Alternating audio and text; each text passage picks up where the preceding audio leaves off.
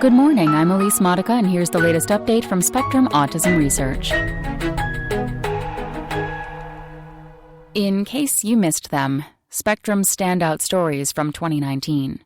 Spectrum published hundreds of articles this year on a range of topics, from characterization of candidate genes to immune system connections. We are proud of all of them, but some in particular stand out. They expose harmful therapies such as chiropractic and stem cell treatments, upend conventional wisdom about autism, expose uncomfortable truths, or adroitly explain complex theories about the condition. Our staff and some of our readers picked the following 7 as particular favorites from the year. Autism Explained. How might a brain signaling imbalance underlie autism? What is the female protective effect? And conversely, an extreme male brain? We expanded our compendium of autism explainers this year to include some of the most popular theories about the condition. False hope for autism in the stem cell underground.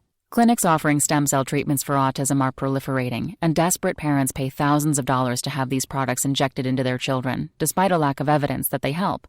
Many, in fact, have the potential to cause serious harm, from introducing life-threatening infections to seeding autoimmune disorders.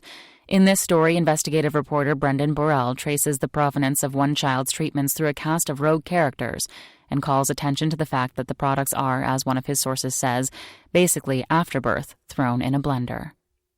Can preventing seizures alter the course of autism? This story sprang to life when reporter Jessica Wright observed experimental brain surgery on a 12-year-old boy named Kevin Leitner. Kevin has Dupe 15q syndrome, a rare genetic condition that often causes seizures and autism, and his case presented a prime opportunity to explore a provocative question: can epilepsy lead to, or at least contribute to, autism?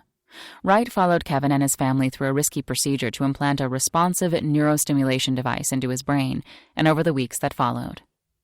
When autistic people commit sexual crimes.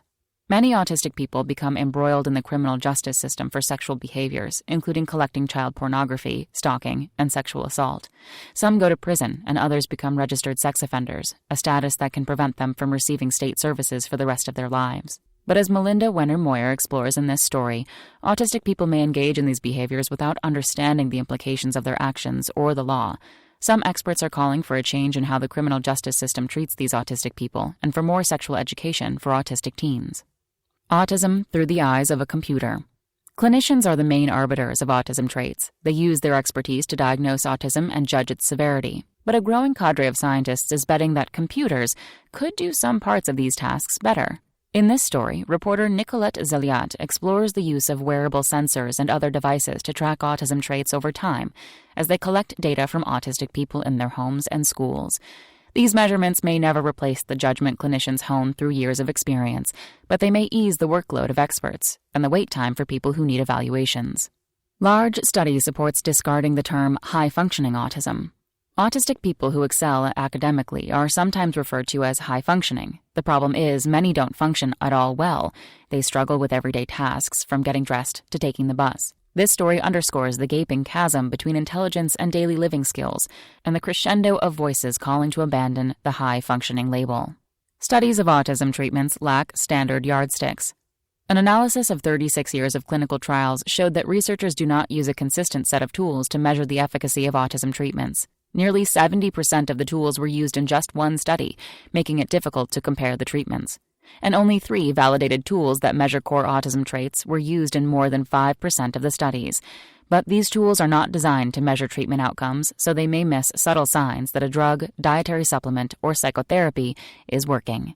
That's all for today. Check back on Wednesday for more content from Spectrum Autism Research or go to spectrumnews.org.